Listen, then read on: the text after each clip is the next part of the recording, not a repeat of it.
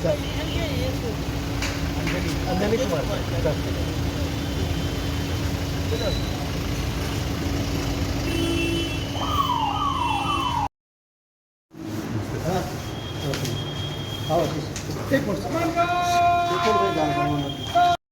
सलामी देगा समान गार्ड जनरल सैल्यूट सलामी सस समान गार्ड बगल सस समान गार्ड बाजू सस मत जैन श्रीमान सारण जिला बल समान गार्ड के कुल 18 सिपाही एक सार्जेंट आपके समक्ष मिशन को तैयार है।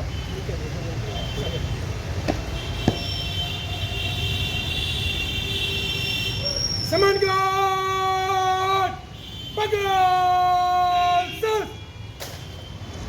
समान गार्ड विसर्जन।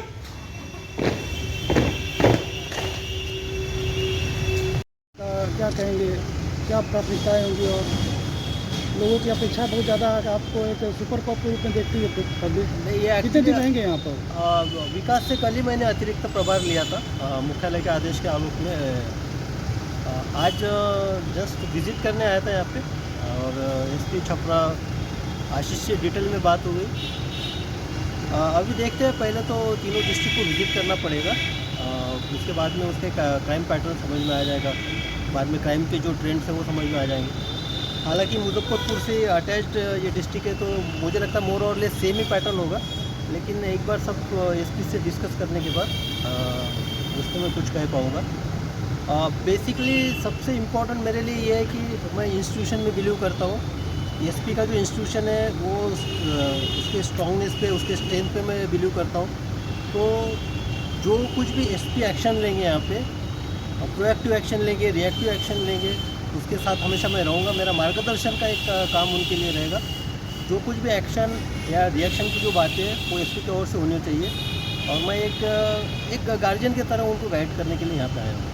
तो सारण जिला अंतर राज्य बॉर्डर लगता है, क्राइम का कई सारा कांड लगता है उत्तर प्रदेश से लगता हुआ है, उसको लेकर क्या पहल होगी?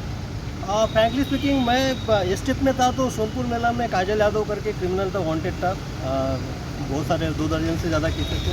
उसके अरेस्टिंग के ऑपरेशन में मैं था वहाँ पे, रात में 3 बजे उसका अरेस्टिंग हुआ था उस वक्त।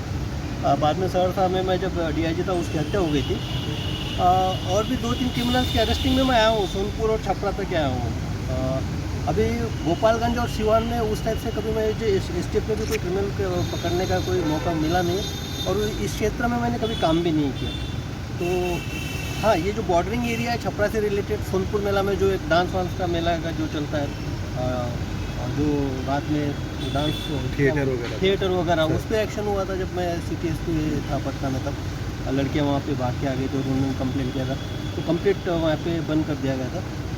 तो उसके अलावा इन तीनों डिस्ट्रिक्ट के बारे में मुझे भी सीखना पड़ेगा। अभी जैसे ही मैं विज़िट करूँगा तो मोर और लेस मुझे पता चल जाएगा कि एग्जैक्टली यहाँ पे कोई क्राइम का पैटर्न, क्राइम के ट्रेंड, इम्पोर्टेंट क्रिमिनल्स, बाद में इंटर स्टेट जो आप बात कर रहे हैं उसका क्या मोडस है। तो जनरली एक मैं बोल सकता हूँ कि हाँ, एक जो बॉर्डर का इशू है वो स्पेशली शराबबंदी को लेके काफ़ी मायने रखता है। तो जब गोपालगंज और सिवान जाऊँगा, वहाँ के फैक्ट्स एंड फिगर देखूँगा, वहाँ के सीजर के मोडस देखूँगा, वहाँ के स्मगलिंग का ऑपरेंडी देखूँगा, तो मैं उस पर कुछ कह पाऊँगा। ऐसे भी सर ये चैलेंजिंग डिस्ट्रिक्ट रहा है, लेकिन हाल में एक घटना हुई थी सर के सामने, मैं बता रहा हूँ, एक बैंक लूट का घटना हुआ था। उसमें सर ने 36 घंटे के अंदर सारे अभियुक्त और 10 लाख से ऊपर रिकवर कर लिए। चैलेंजिंग डिस्ट्रिक्ट तो है sir Chhapra, no doubt. Challenge हर डिस्ट्रिक्ट चैलेंजिंग ही होता है और चैलेंज देखने का पैरामीटर अलग हो सकता है। तो एक सिंपल से रेप की घटना भी अब मेरे लिए बहुत बड़ी चैलेंज की होती है। एक हत्या की जो प्रोफेशनल की जो हत्या होती है वो भी एक चैलेंज होता है। लेकिन हाँ, जिस तरह से एक डिटेक्शन हुआ है बैंक रॉबरी का, तो वो काफ़ी सराहनीय है। और ब्रीफ में इसने बताया आशीष ने ह्यूमन इंट के बेसिस पे उन्होंने किस टाइप से उसको डिटेक्ट किया और 36 घंटे के अंदर उसका रिकवरी भी किया। तो पुलिस के लिए सबसे इम्पोर्टेंट यही होता है, जब जहाँ तक मेरी पुलिसिंग की बात है एज अ पर्सनल एक्सपीरियंस है, एक तो जो प्रॉपर्टी ऑफेंसेस होते हैं, रॉबरी, लूट वगैरह, उसमें आपकी रिकवरी क्या है। अरेस्ट तो आप कर लेते हो, लेकिन रिकवरी क्या है।